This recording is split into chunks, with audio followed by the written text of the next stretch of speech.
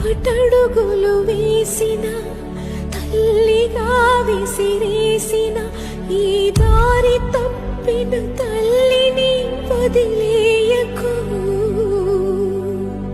చచ్చి పుడతా నాయన బిడ్డగా నీ కడుపున.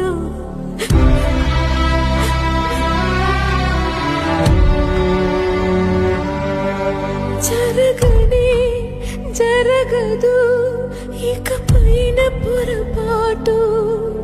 నమ్మరా అమ్మని నీ మీద నా ఒట్టు. నల్లనివన్నీ నీళ్ళని తెల్లనివన్నీ పాలని అనుకున్నా కనుకే కుమిలిపోతున్నా.